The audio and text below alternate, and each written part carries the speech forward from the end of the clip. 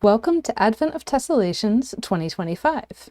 My name is Madonna Yoder, and you're joining hundreds of folders around the world on this 25-day journey into the infinite world of repeating patterns folded from a single sheet of paper. You'll discover many different twists in this challenge, building up to advanced patterns with flagstone motifs of trapezoid twists. Welcome back to day 10 of Advent of Tess. Today we're folding a pattern I designed named Fossil Hash, and this is where the rubber meets the road in terms of difficulty. This is where we start the flagstone patterns, or at least patterns with flagstone motifs that are iso area, that have twists, the same twists on both sides of the paper. So let's go ahead and dive in.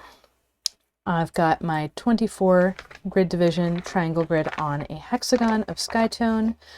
This is my favorite kind of origami tessellation paper, and you can find the paper and even paper cut out into hexagons this size at my store at gatheringfolds.com. So let's go into the center of this paper. The first thing I'm going to do is mark the center. I'm using the pleats from the corners to find the center. And in this pattern, we're going to have two grid spaces between our center and our next folds.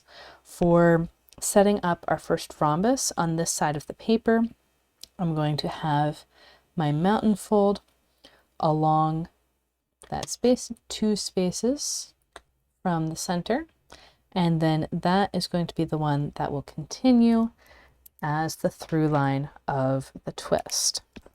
Then my valley fold will be two spaces away from the center, horizontal above. And if I have a valley, then I also have a mountain, and that gets me enough information to say where the central diamond of this closed rhombus twist is going to be.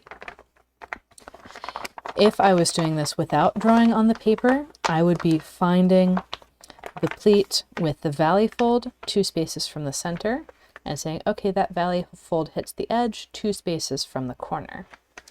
And I would also find the pleat with the mountain fold, two spaces from the center, and say, okay, that mountain fold hits the edge, two spaces from the corner. So it is also possible to fold these without marking on the paper, but I do, especially for your first time, I do recommend drawing on the paper to help see where everything is. With this twist set up, I can press from the top to squash. Before I flip the paper over, I'm going to mark this as side A, and then when I flip, I'm going to mark this side as, I'm going to verify by looking to the corners that this is in fact the correct center point. This is side B. So from here, I'm going to rotate like we did yesterday and put that rhombus that we already folded up at the top of the paper. My center is down below, and two spaces out from the center, I have my next valley fold. For this one, I'm going to set up the valley and the mountain next to it. This is telling me that my central diamond is sitting right there, the intersection between these two mountain folds. And this is going to cause a pleat overlap going up and away. Now today we're folding this one space closer together than yesterday. So what I'm going to recommend is to go ahead and put in the three-way intersection above and the three-way intersection below now. So with the valley fold coming across one space from where these two mountain folds meet each other, I'm going to interrupt the mountain of my new rhombus twist to run the valley one space further until it hits the valley of the new rhombus twist and splits off. Then I'll have 2 three-way intersections of mountain folds, one space apart from each other, one for the three-way intersection on this side and one for the triangle wrap. And in this particular pattern today, we are going to fold this triangle as a triangle twist. So we can go ahead and press. Notice I'm pressing not where I usually would have been, like down here, but I was pressing kind of on the sharp edge, like on this twist, it would be on right here to get it started, and then pressing from the top to get that the rest of the way spread out. I'm not going to press super firmly while the rhombus is still up. Instead, going to press the rhombus first and then smooth both of these twists out.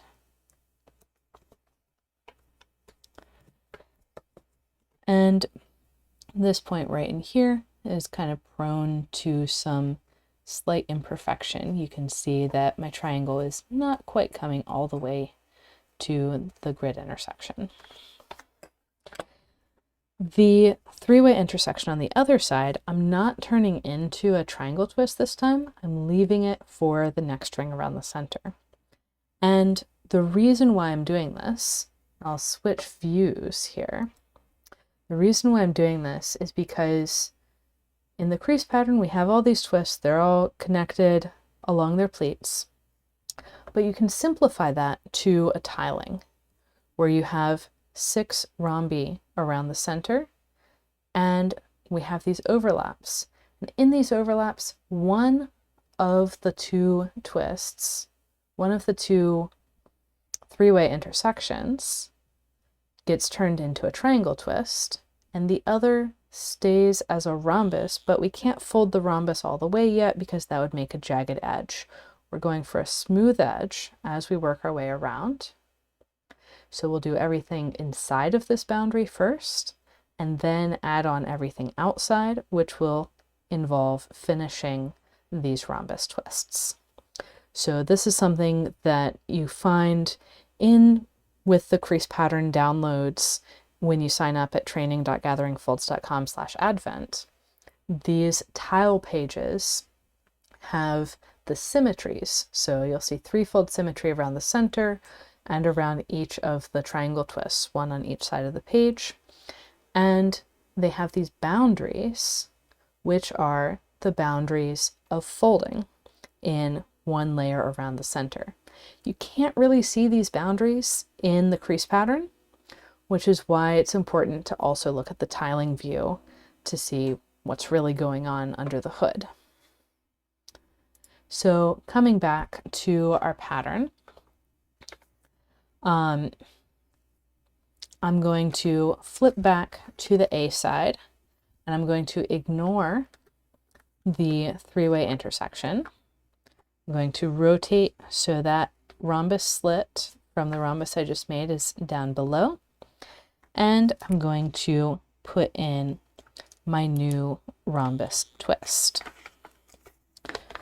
So I'm setting up my rhombus, and one thing that would make this set up a bit easier to get the three-way intersections above and below is if I don't fully fold the diagonal with the overlap, if I instead stop folding that pleat exactly where it needs to stop anyways for the triangle wrap, I can have an easier time putting in this new valley fold that I'm going to need anyways. So I can put in my wrap as I'm setting up the rhombus twist.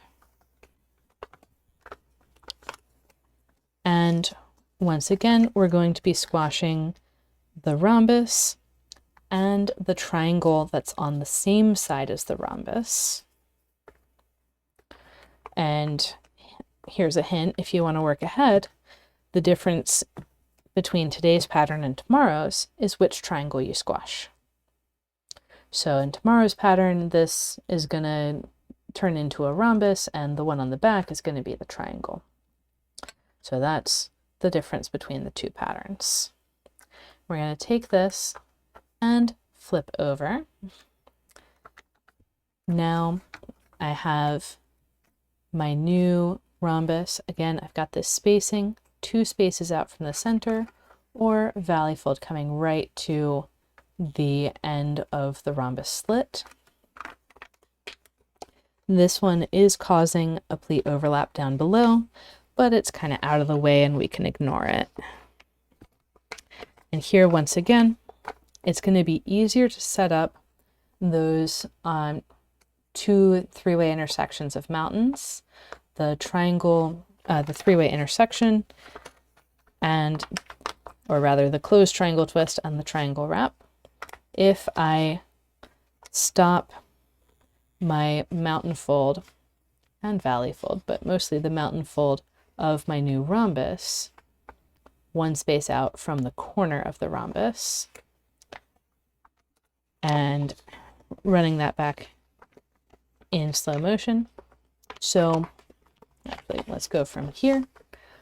I'm setting up the pleat with the appropriate spacing for my new rhombus.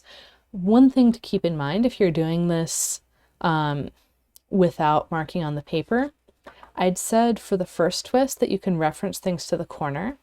Now that there's other pleats in the way, you don't want to reference to the corner because that fold is jumping over to a different grid line as it crosses this pleat. Once your first twist is in place, you always want to reference to the twists around it. Then I notice that my central diamond has to be in here, my through line has to be through here, and I'm going to stop this second diagonal pleat 1 space out from the corner so I can throw in my triangle twist above and triangle wrap below. And then finish flattening out my pleats for the rhombus, press to squash. And I noticed that my triangle twist came out a bit more accurately last time when I squashed the rhombus first and then the triangle. So that's what I'm going to recommend for super high precision. With that in place, I'll flip over. And now the slit from the new rhombus is at the bottom again. And I'm going to do something that we also saw yesterday, which is put in a triangle wrap on this pleat. And notice we've completed a hexagon around the center where everything's 2 spaces away. All the folds go for 2 spaces. They alternate mountain and valley. I'm going to take the overlap that would happen out here and turn that into a triangle wrap. And you'll notice that what kind of automatically happened is I automatically got an open triangle twist, which is kind of cool, but it's not what we're going for. So I'm going to erase the extension of the pleat through here. And the through line of my new rhombus twist is turning into an accordion laying right on top of the pleat from the triangle wrap. And then down here, I have my valley fold passing in, hitting the valley fold of my new pleat from the rhombus and splitting off, forming that triangle wrap. And I'm going to have these 2 3-way intersections of mountain folds to make the rest of that work out. And then I'll squash first the rhombus twist, and notice how this 3-way intersection for the closed triangle is kind of folding over on top as that flattens. And then we can emphasize this pleat going out to the edge to squash the triangle.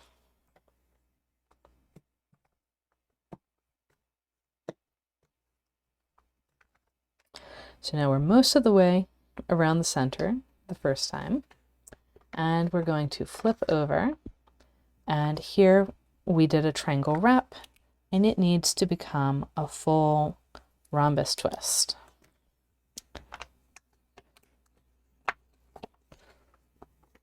I have this pleat that was underneath, so I had those two accordion pleats.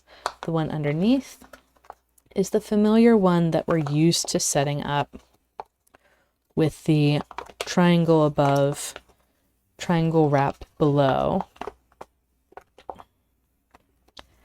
And this other overlap, I'm going to leave be for a moment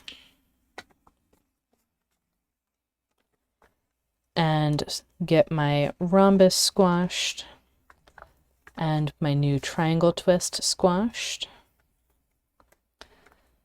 And I'm thinking that this pleat overlap, so it's going to be a triangle above, triangle below situation. I'm thinking that that'll be easier to resolve from this side, actually. So I'm going to open up the pleat overlap. I'm pushing from behind to push out my mountain here from where it was tucked under.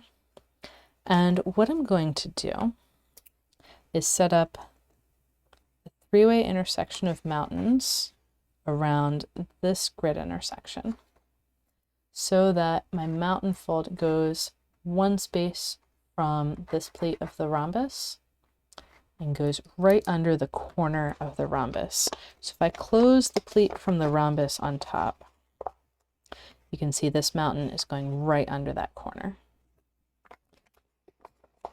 And if I set up this triangle, then it needs a second triangle. It needs a triangle wrap right at the corner of our rhombus twist.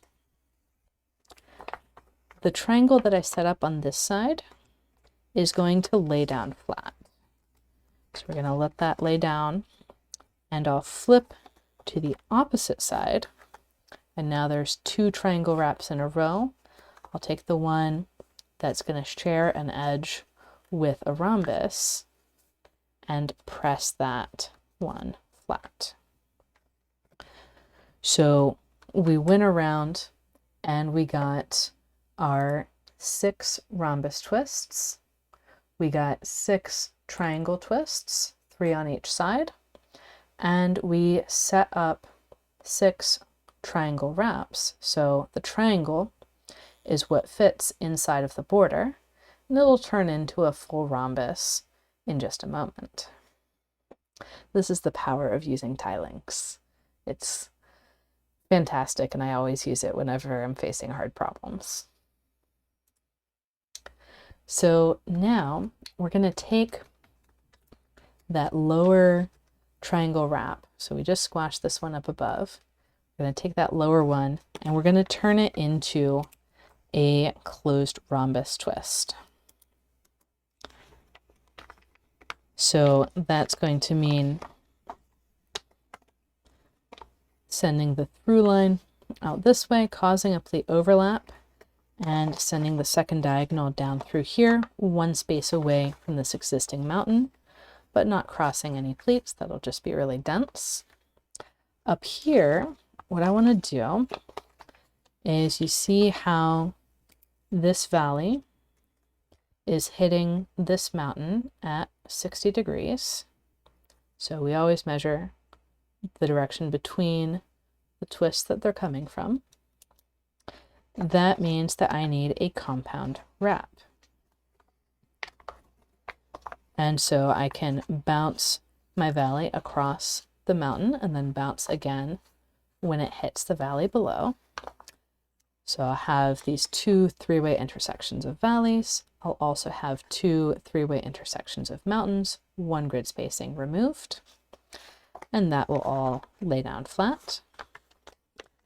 And I can press the new rhombus to squash. So we start seeing our position of symmetry here in the triangle, because we have this rhombus, fat corner to pointy corner, this rhombus, fat corner to pointy corner, going around the triangle. And this is also our flagstone motif, because these twists are not directly connected by a pleat. They have other twists on the backside, and there's this channel in between the twists. That is what makes something a flagstone motif. So we have that compound wrap. I'm going to flip the paper over and pop. So we've got the compound wrap, we've got that bit stuck down in the middle. I'm going to pop that bit up, run those pleats out to the edge, and that is going to be another rhombus twist.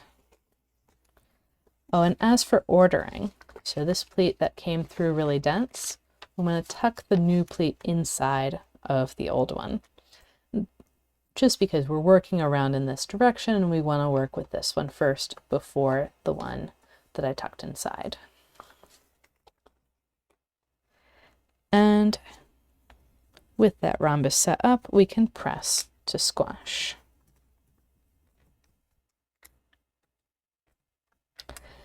Next up, we have another rhombus situation here.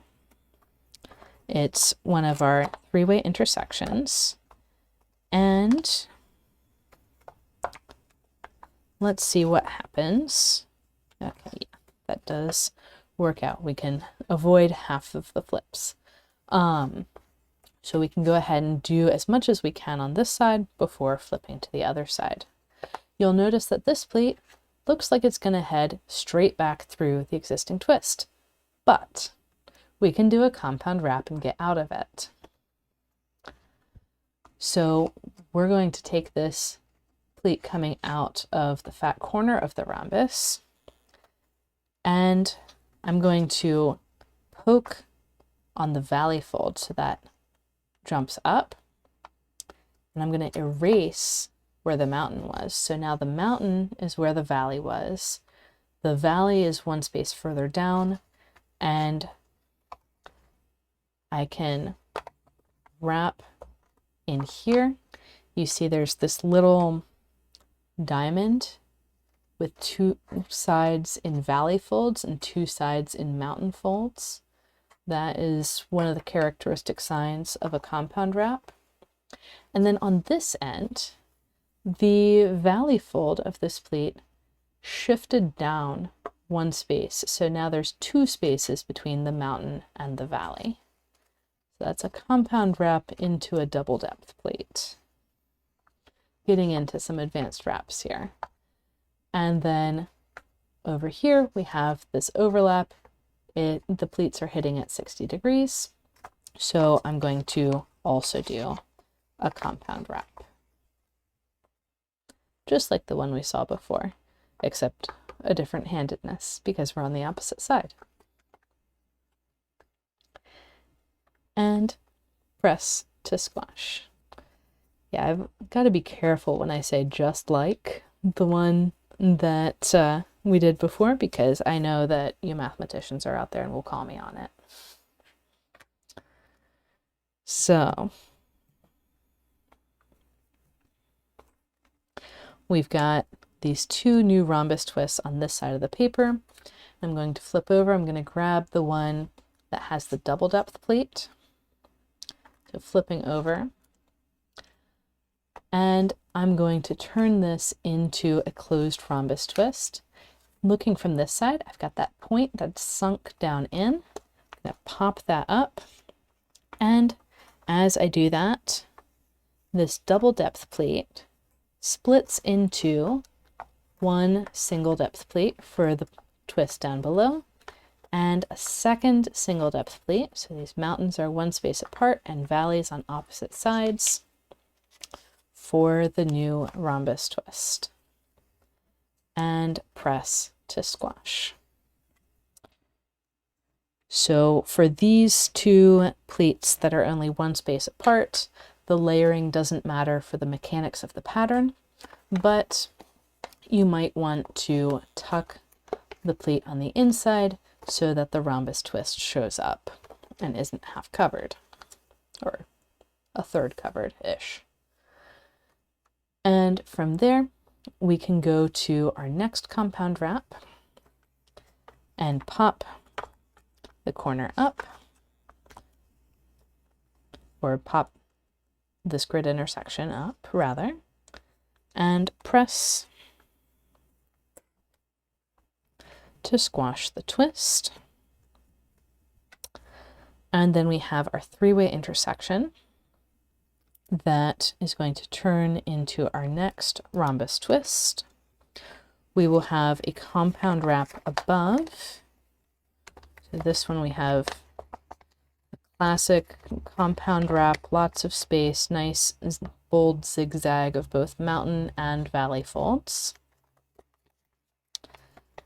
And the compound wrap, where I'm wrapping under this rhombus. This is what makes the compound wrap so great, because you can have a twist sticking out one spacing over the incoming pleat.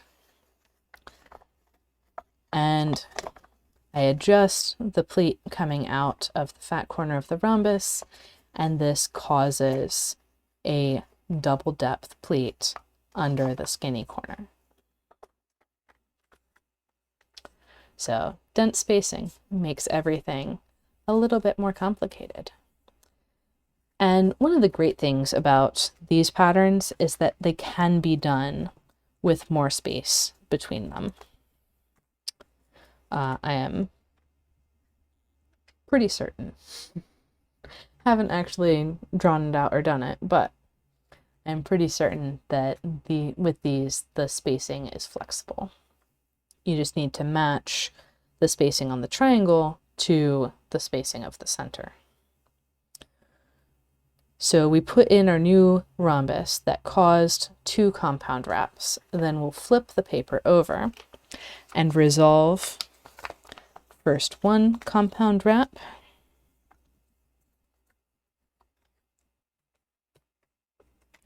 and then the other. So this one, it looks a little complicated. There's that triangle wrap, and then here's the compound wrap. With the triangle wrap, it only goes zig. This one goes zigzag. So that's how you can tell them apart. I can pick this up and put in the new twist.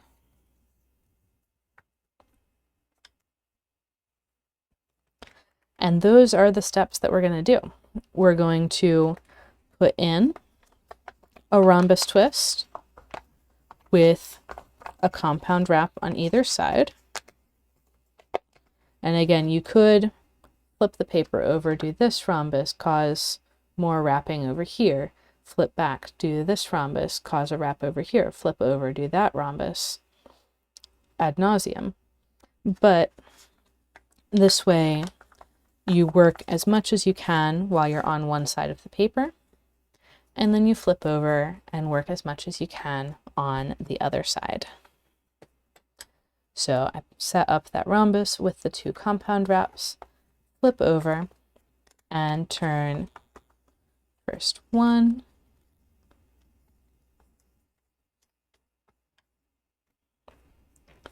and notice there's the pleat that was double depth. I turned it into two single depth pleats and tucked the new one inside the old one to keep that rhombus on the back visible. And then I'll turn the second compound wrap into a rhombus twist.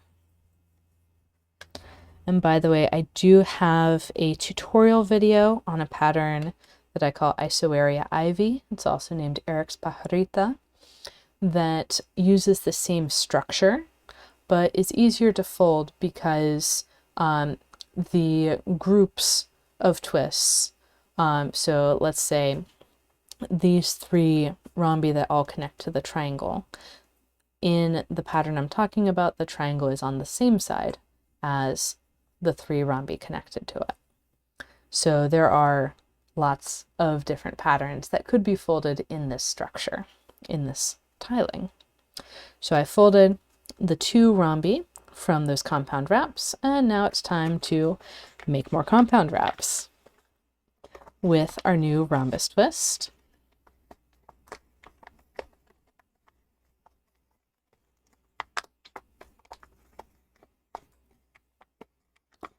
And don't worry, you can always go back in the video to see exactly how to do this from the same side of the paper earlier in the video. And press to squash. So one important thing is that all of my right-handed twists are on the A side, all of my left-handed twists are on the B side, so things are going to look slightly different on the 2 sides. For me, it makes more sense to think about things in terms of what shape they are instead of what direction they're rotating. But I've also had a lot more experience with folding tessellations than most of you. Believe it or not, there are some people in the world that do have more experience folding tessellations.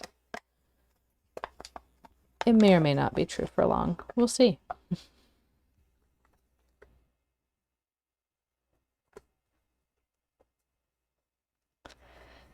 And with both of those compound wraps turned into rhombus twists, I can then go and make the next compound wraps. This time, when I'm putting in this compound wrap, I have an additional pleat. And that additional pleat I'm going to keep folded and act like it's not even there. So, in general, we're going to wrap on the first pleat that we come to and completely ignore the other pleats. They're going to stay folded, they're going to stay out of the way, they're going to tuck into things, but they're not going to change anything about the wraps. And I can wrap also under this existing twist. And press to squash. Basically, any pleat after the first pleat I encounter in a set of pleat overlaps is a future problem. That's a problem for the twist on the other side. And now I'll take my paper, flip it over, find my new rhombus twists. So the one with the double depth pleat, I can freely fold. The second one, now I have a problem with the other pleat. I can pop this up, and it's basically the situation that we had with the pleat of one twist going under the other twist, except now we get to see it from the opposite perspective.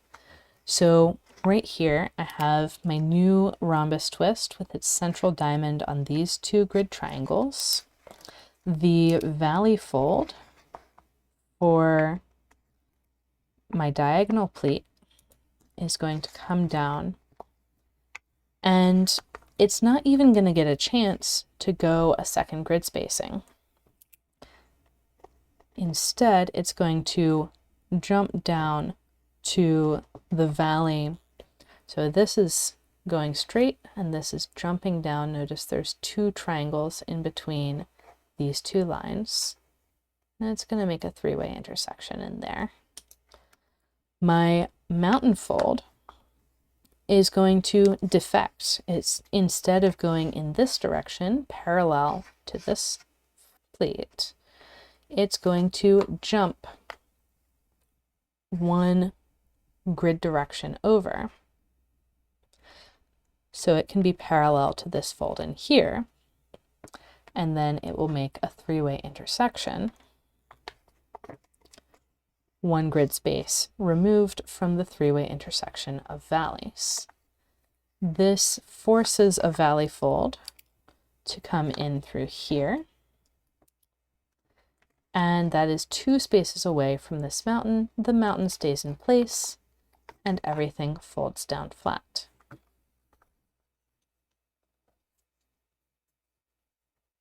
So that was our compound wrap with the double depth pleat, seen from the perspective of the rhombus on top.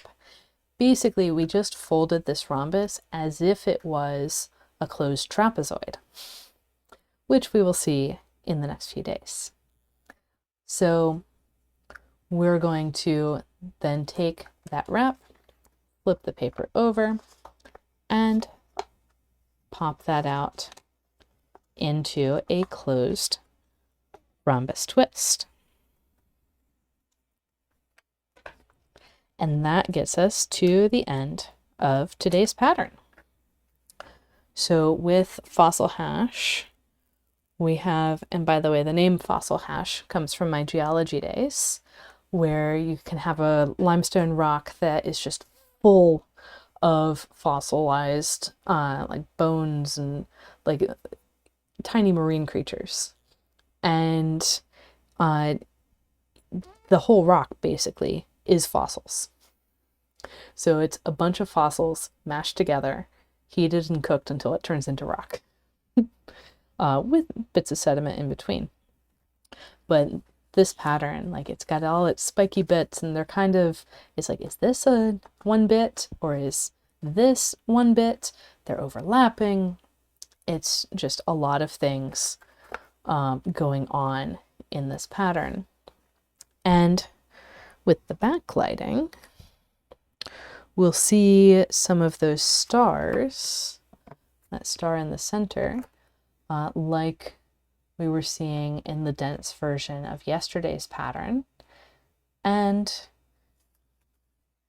we would see more of those stars looking at how the pattern can be continued. And of course, there are multiple ways that the pattern can be continued. I have another one in the Advent of Tess 2025 ebook that has those little stars, yes, but then also these areas with like oddly irregular hexagonal boundaries. And then the next repeat of the center is all the way out here with that little star. And this pattern is also the same on both sides, and it's named worm tracks, which is another thing you see in rocks. Trace fossils, they're called. So that is our pattern for day 10 of Advent of Tess. And it's a challenging one. I already gave you a hint about what's different between this pattern and tomorrow's. Tomorrow we get to group those rhombus twists differently and make these, you could think of them as hexagons, you could think of them as 3D cubes. So tomorrow's pattern is named pivot blocks. So happy folding, everyone, and see you tomorrow.